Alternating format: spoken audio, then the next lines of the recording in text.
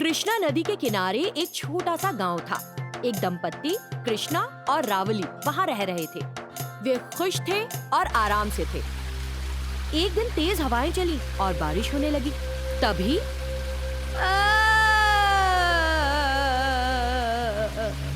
कृष्णा, तुमने सुना? कोई रो रहा है। थोड़ी देर बाद हवा, बारिश, रोना सब कुछ एकदम बंद हो गया। सन्नाटा हो गया। तभी उन्हें पायल की घुंघरू की आवाज सुनाई दी। उन्होंने चारों ओर देखा। बहुत अजीब है, पहले किसी के रोने की आवाज आ रही थी और अब ये पायल की आवाज। आखिर ये हो क्या रहा है? तभी उन्होंने एक बड़ा बर्तन जिसका मुंह कपड़े से बंद था, उनके घर के बगल में बहते पानी के साथ आते देखा। हाँ? इतना बड़ा बर्तन, इसे बाहर निकालने की कोशिश करो। पैसा या सोना हुआ तो भाग्य खुल जाएगा। फौरन कृष्णा ने उस बर्तन को पानी से बाहर निकाला। कृष्ण और रावली ये जानने के लिए बहुत उत्सुक थे कि उस बर्तन के अंदर क्या है। उन्होंने उस बर्तन से कपड़ा हटा दिया और उसमें देखा, कुछ भी नहीं था। ओहो, इतनी मुश्किल से तुम उस पानी से बर्तन निकाल कर लाए।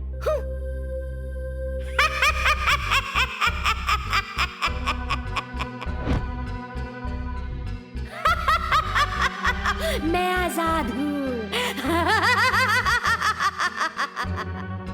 हे भगवान, ये तो भूत है। एक शैतान। चलो भागो यहाँ से, जल्दी। वे वहां से भागे और अपने घर के पास एक विशाल पेड़ की गुहा में घुस गए। वो शैतान उन्हें देख नहीं पाई और हर जगह तलाश करने लगी। कुछ देर तलाशने के बाद वो शैतान वहां से चली गई। कृष्णा और रावली बाहर आए ही नहीं। फिर रात को कहाँ छुपे हो? आओ और मेरा भोजन बनो। शैतान ने उन्हें खाने के लिए फिर से तलाशना शुरू कर दिया। तभी शैतान ने पेड़ से कुछ शोर सुना। तुम्हारी यहाँ आने की हिम्मत कैसे हुई? मैं तुम्हें एक बार फिर से कैद कर दूंगा। कौन हो? लुका छुपी खेल रहे हो? मैं तुम्हारे सामने खड़ा ये विशाल जादुई पेड़ हूँ। सालों से मैं इस परिवार को देख रहा हूँ, इन्हें फल और छाया दे रहा हूँ। तुम्हारा यहाँ इस तरह आना मुझे पसंद नहीं आया। मैं तुम्हें फिर से कैद कर दूंगा। शैतान डर गई। क्या तुम सच में जादुई पेड़ हो? जादुई पेड़ हूँ, इसीलिए मनुष्य वाणी में तुमसे बात कर रहा हूँ। सामान्य पेड़ होता तो ये कैसे कर पाता? अरे बाप रे, ये तो सच में एक जादुई पेड़ है। जादुई पेड़? अच्छा तो जादू करके दिखाओ। शक! अच्छा तो बताओ, क्या जादू करूं? अगर तुम इस बर्तन को गायब करके फिर से वापस ले आओ तो मैं इस जगह को छोड़ के चली जाऊंगी।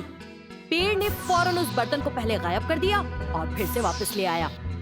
आ गया सुकून। शैतान को यकीन हो गया कि वो एक जादुई पेड़ है और वो वहाँ से भागने की कोशिश करने लगी। अब सुनो, अगर जो मैं कहूँ वो करो तो तुम हर दिन मानव मांस प्राप्त कर सकती हो, वरना तुम्हें भोजन करने लायक नहीं छोड़ूंगा मैं। अरे नहीं, शुभ शुभ बोलो। ठीक है, तो मैं एक बर्तन दिखाता हूँ। उस बर्तन में तुम्हें घुसना होगा, फिर मैं तुम्हें एक अच्छी जगह भेज दूंगा जहाँ तुम जितना चाहोगी तुम्हें उतना इंसानी मांस मिलेगा। उस पेड़ ने उस विशाल बर्तन की बनावट थोड़ी बदल दी जिसमें वो शैतान वहाँ आई थी। जैसे ही वो शैतान उस बर्तन में घुसी, पेड़ ने उस बर्तन को कपड़े से बंद कर दिया और नदी में फेंक दिया। बर्तन के अंदर बैठी शैतान नदी के पानी के बहाव के साथ बह गई। कृष्ण और रावली को समझ आया कि शैतान अब वहाँ नहीं है, तो पेड़ की गुहा से बाहर निकल आए। शैतान ने उनके घर को बर्बाद कर दिया था। उन्होंने इसकी मरम्मत करने का इरादा किया और उस क्षेत्र के बड़े पेड़ों को काटना शुरू कर दिया। और आखिर में उन्होंने बिना सोचे समझे एक दिन उस जादुई पेड़ को भी काट डाला और उस लकड़ी का उपयोग करके अपने घर को फिर से बनाया। उन्होंने पेड़ के एहसान का मोल नहीं समझा। एक गांव में सरिता नाम की एक लड़की रहती थी। वो अकेली रहती थी। सरिता देखने में अच्छी नहीं थी, इसलिए कोई भी उससे बात नहीं करता था। लेकिन एक शैतान ने उसके साथ दोस्ती कर रखी थी। एक दिन वो जंगल में गई और एक पेड़ के नीचे बैठकर रोने लगी। तभी वो शैतान जो बगल के पेड़ पर बैठी थी और नीचे कूद पड़ी, जिसे देखकर ओह सरिता, मैं तुम्हारी दोस्त त्रिपुरा हूँ, तुम मुझसे भी डर गई। अरे तुम अचानक आई, मैं इसलिए डर गई। अच्छा, तुम रो क्यों रही हो, बताओ। मैं राजेश नाम के एक लड़के से प्यार करती हूँ। मैंने उससे अपने प्यार का इजहार किया, लेकिन क्या? हमारे गांव के लोग कहते हैं कि उसकी माँ एक बेहद कठोर स्वभाव वाली महिला है। बहू बनोगी उसकी? बहू क्या, कुछ भी नहीं, वो मुझसे प्यार नहीं करता। और मान लो करने लगे तो क्या तुम यातना सहोगी? मैं उसकी माँ के बारे में अभी कुछ नहीं कह सकती। मैंने तुमसे इस बारे में कभी नहीं पूछा, लेकिन क्या तुम्हारे पास जादुई शक्तियाँ हैं? अगर है तो मुझे एक खूबसूरत लड़की बना दो। ये तो बहुत आसान है, अभी बनाती हूँ। कुछ ही पलों में शैतान ने सरिता को एक सुंदर लड़की में बदल दिया। वो बहुत खुश हुई और राजेश के पास गई। उसने उसे सब कुछ बताया। राजेश ने उसके प्यार को स्वीकार कर लिया। फिर राजेश ने अपनी माँ लक्ष्मी को अपने प्यार के बारे में बताने की सोची। माँ, मुझे सरिता से प्यार हो गया है। वो बहुत खूबसूरत लड़की है, बस एक अनाथ है। अगर तुम सहमत हो तो मैं उससे शादी करना चाहता हूँ। प्यार व्यार कुछ नहीं, तुम्हारे चाचा की बेटी तुमको बहुत पसंद करती है।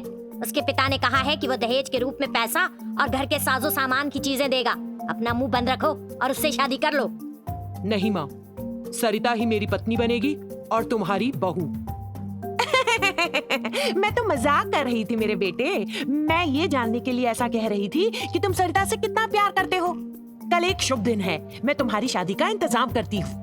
अगले दिन राजेश और सरिता की शादी हो भी गई। लक्ष्मी ने शुरुआत में तो अपनी बहू की देखभाल की, लेकिन कुछ दिनों के बाद वो बातों से सरिता को कोसने लगी। क्या बहू, हमने तुम्हारी वजह से एक इतना अच्छा घर गवा दिया, नहीं तो दहेज के रूप में हमें करोड़ों रुपए मिलते।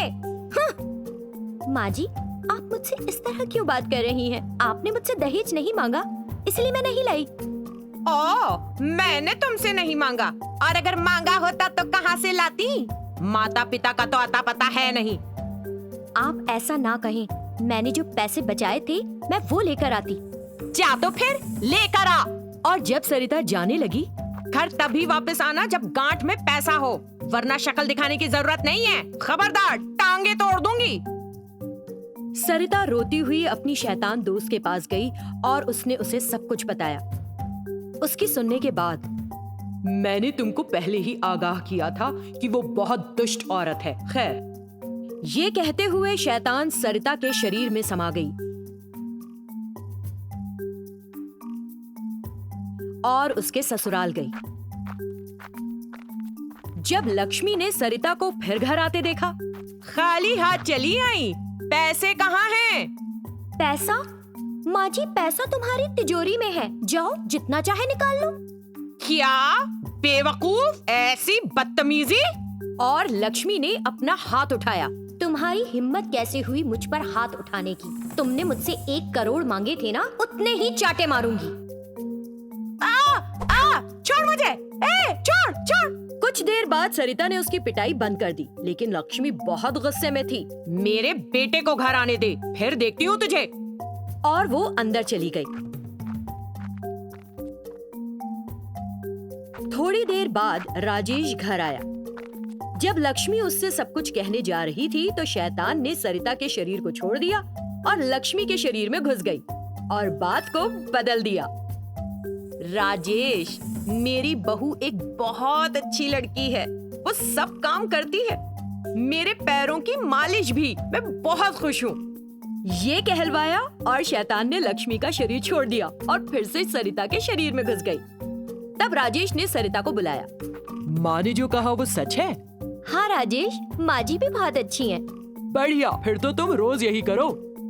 अपने बेटे की बात सुनकर लक्ष्मी ने सोचा, ये क्या? मैंने इससे कहा कि इसने मुझे पीटा था और ये इससे कह के गया रोज वही करो। तो तब से जब भी राजेश घर पर नहीं होता, शैतान लक्ष्मी को रोज पीटती।